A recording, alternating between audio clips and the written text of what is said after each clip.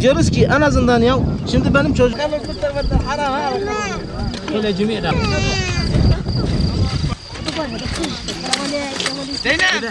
تعبت بس بداية لا تشوف عنها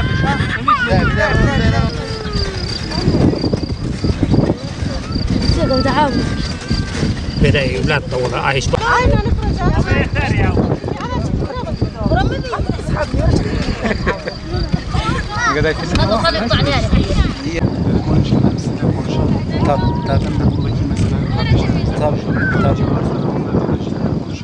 Tabii öğrenci de var, yaşlı da var, genç de var. Herkese konuşabilirsiniz. Zaten bizim derdimizi kim anlatacaksa, duyuracaksa biz daha seviniriz yani. Biz daha istiyoruz. Biz burada zorluklar yaşıyoruz mesela. Çadırda kalıyoruz mesela. Şu patates ekilse, şu misal bizim yaptığımız işler ekilse. Acı son biraz kokodu. O annemize, o teyzemize, ablamıza diyecek ki ben sana 2 tane inek veriyorum. 2 tane inek ya. Devletin ineğini sana veriyorum. Sana bunu veriyorum, hiç senden hiçbir şey istemiyorum. Ne kredi kartı istiyorum, senden ne belge istiyorum, ne kayıt istiyorum, ne vergi istiyorum. Kadın nereden getirir sana vergiyi, belgeyi şu? Sesimi çıkardı ya, ben kendime kastederek söylüyorum. Yani biz bir siyasi parti olarak her yerde, televizyonlarda, gazetelerde, kamuoyunda, her tarafta biz sesimizi çıkaracağız, yükselteceğiz. O boğazımızı patlatana kadar bağırıp çağıracağız. Diyeceğiz ki bu halka yardım edin. Niye ya? Çocuk memleketini bıraksın, yolda trafik adası geçirsin.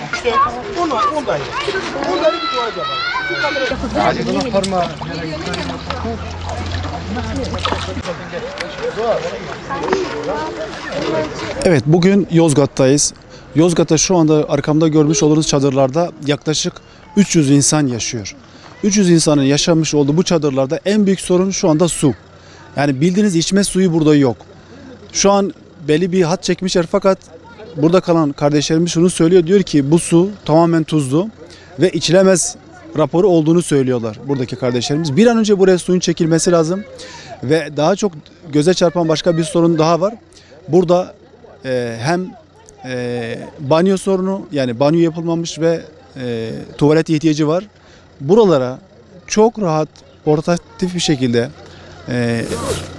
bu ihtiyaca binen, diyelim ki bu ihtiyaca karşılık verecek çok rahat banyolar yapılabilir.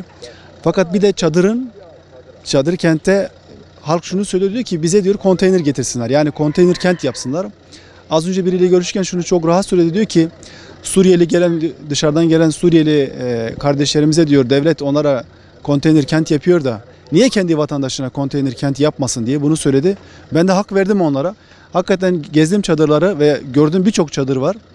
En az çadırların yarısında insan yaşayamaz. Gerçekten yaşayamaz. Yani bir yağmur yağsa direkt içeri su girecek ve içme suyu, tuvalet ve banyo ihtiyacı çok ciddi bir ihtiyaçtır. Bir an önce buraya Yozgat'taki bulunan bu çadır kente devletin çok acil bir şekilde yardım ulaştırması gerekiyor. 40-50 civarında bir çadır var burada.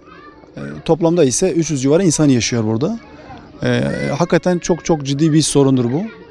Çok rahat da yapılabilir. Yani bakın insanlar söylüyor burada işte suya uzaklık 1 kilometre en fazla. Yani 1 kilometre çok rahat bir su hattı çekilebilir buraya. Onu çeksinler ve diyor ücretini de biz ödeyelim diyor buradaki insanlar. Yani parasını da ödeyecekler. Sadece devlet 1 kilometreden buraya bir su hattı çekecek. Şanlıurfa Süverek ikamet edip Yozgat Yerköy Arifoğlu köyünde tarım işçiliği yapmaktayız. Maalesef suyumuz tuzlu. Hayvandan başka hiçbir mahluk içemez. Çadırlarımız çaput. Banyolarımız çaputla çevrili bir banyo. Örneğin bir soğuk gecede nasıl banyo yapabilirsin? Veya çok gençlerimiz sulamaya gidiyor. Saat 8'de 9'da ancak sulamadan geliyor. Üstü berbat, çamur, banyo yapması lazım. O soğukta nasıl banyo yapsın? Yok, çok müracaat yaptık, hiç kimse yüzümüze de bakmadı bugüne kadar. İnancın olsun. Arabası var olan gider uzaktan ta Yamuklardan Yerköy'e yakın bir yerden tatlı su getiriyor. Yoksa biz bu tuzlu su içmek zorundayız. Bizim bazı çadırda 10 kişi yaşıyor. Aynı o çaputtaki banyoda ihtiyaçlarını getiriyorlar. Gördüğünüz gibi affedersin ayak yolu lavabolarda, tuvaletlerde çaput çevrili bir tuvaletler var. Niye? Devletimiz çok mu fakir düşmüş ki bize konteyner yapmaz? Çok zaman çadırlarımız uçmuş ve açıkta kalmışız. Allahu Teala demek öldürmeyen Allah kimseyi öldürmez. İnancın olsun. Fırtına esiyor, çadır üstümüzden uçuruyor. Arkasında tolu da yağdığını gördük fakat açıkta kaldık. Yani ama konteynerin olsa gerçekten de rahat yatarsın ya rahat rüzgar mı kalkmış umurunda değil. Ama fakat bir gece rüzgar kalktığında hele yağmurlu olsa sabaha kadar titre yatamıyoruz. Çünkü ufak çocuklar var işte gördüğünüz bu çocuklar da var yaşıyor bizlerde. Fiyatı kim belirliyor? Kim kesiyor fiyatı? Burada On vermiyorlar yani. Yani yüzün peşindeyiz. Vermiyorlar.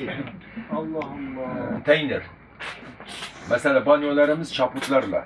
Benim o gençlerimiz çokları bu saatte sulamadan geliyor.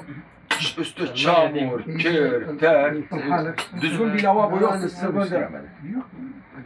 Niye? Bak biz Suriyelilerinden şey değil yani, boz etmekten değil. Şimdi bak. O adamlara konteyner tahsis ediliyor da bize niye yapılıyor? Kat. Fatura 5-6 milyar. Belki 5'ten aşağı gelmiyor faturam. Bunlar biliyor. Bilmediği, tanımadığı bir memlekete, bir köye gidiyor, bir dağ başında kalıyor, çadırda kalıyor. Kaldığı çadırda hakikaten insanın kalabileceği bir yer değil. Yağmur yağınca belki işte sağdan soldan maalesef su basıyor. Basıyor evet. Bir taraftan işte diyelim ki elektrik hattı çekilmiş, kimi elektrik bulamayan var ya da bir taraftan elektrik çekilmiş ki bayan nasıl gitsin, çocuk nasıl gitsin? Şu ışıklarda var. yağmur düştüğü zaman direktmen içeri giriyor. Elbiselerimiz hepsi şu anda ıslak. Bence aklınızda bile erir mi? Gelip çalıyorlar, çıkarıyorlar dedekler. Sonra da gelip parayla Bu mevsimde şu anda bakın burası o kadar soğuk ki ben şu an kürkle dolaşıyorum. Bakın sağ olsunlar buradaki bir abi kürkünü bana verdi. Hava o kadar soğuk ki. Evet. Yani insan bakın kürkte ben ancak zor durabiliyorum. Bu insanlar üstü yırtık olan çadırdan nasıl yaşayacaklar? Tekrar söylüyorum ya Urfa'nın 14 milletvekili eğer vicdanınız varsa sızlar. Var mı sizde vicdan gerçekten ya? varsa gelsin. Urfa'dan yüz binlerce insan çıkıyor. Türkiye'nin 43-44 iline dağılıyor mevsimlik işçi olarak. Urfa'da toprak mı yok? Urfa'da su mu yok? Urfa'da baraj mı yok? Ne eksik ya? Allah aşkına ne eksik? Siz bugün yapmayacaksınız da ne zaman yapacaksınız? Niye insanlar yollara çıksın? Niye yollarda trafik adasında çocuklar, anneler, kızlar can versin? Sebep ne? Eğer bu sorunu çözmeyeceksiniz, mevsimlik tarım işçilerinin sorunu çözmeyecekseniz sizden tek bir şey istiyorum. Ben sizden tek bir şey istiyorum. Bir sonraki seçimde hiçbiriniz lütfen aday olmayın. Ya bu sorunu çözün ya da bir sonraki seçimde aday olmayın. Eğer soruna çözüm bulmayacaksanız milletvekili yapılmaz o zaman. Yapmayın. Şöyle bir halimizi görün yani. İşçinin halini görün. Yani konteyner şimdiki Akçakala'da, Harran'daki, Berecik'te konteyner orada boş değil mi? Evet. Getiremez mi buraya? İsterlerse getirebilirler. Neden Suriyeli'ye Konteyner hepsi boş? Oradaki çadırlar hepsi yırtılıyor. Buradaki vatandaşlar yırtık çadırların altında kalıyorlar. Evet bakın hemşehrilerimiz ne kadar Urfalı hemşehrilerimiz diyor ki yani Akçakale'de öbür tarafta Suruç'ta Kamplardaki Harran'da kamplarda diyor konteynerler var diyor Bilecik'te o kadar konteyner var diyor. Biz bu memleketin vatandaşıyız diyor. Niye bizim için? Bakın şu an biz Yozgat'tayız. Bakın burası Yozgat. Yozgat Yerköy ilçesine bağlı. Şu anda öyle bir yerdeyiz ki bakın burada herhalde bir 40-50 çadır var en azından. Var, 50 var fazla. 300-350 insan yaşıyor. Olması lazım. 60 ev. 350 belki 400 insan yaşıyor burada. Buraya niye konteyner getirilmesin ki? Çok mu zor ya? Bu kışın ortasına, bu yağmurun ortasında. Sadece buraya değil, Türkiye geneli istiyoruz yani. Evet, Şahsının için değil, her işçinin hakkı böyle. Hakkını istiyoruz yani. Yani mevsimlik işçiler nerede çalışıyorlarsa, nerede barınıyorlarsa orada çadırlar asla olmasın. Her tarafta konteynerler olsun. Ya konteynere getirsinler ya da mevsimlik işçiler buraya gelmesin kardeşim. Urfa'da gerekirse arazisi yoksa mevsimlik işçinin TİGEM'den vereceksin 50 dönüm araziyi. Diyeceksin gel bakalım yıllıkta 5000 TL devlete gel kira parası öde. Kendisi gitsin TİGEM'in arazisinden 50 dönümü alsın, eksin, biçsin, kaldırsın. Niye gelsin vatandaş burada perişan olsun ki?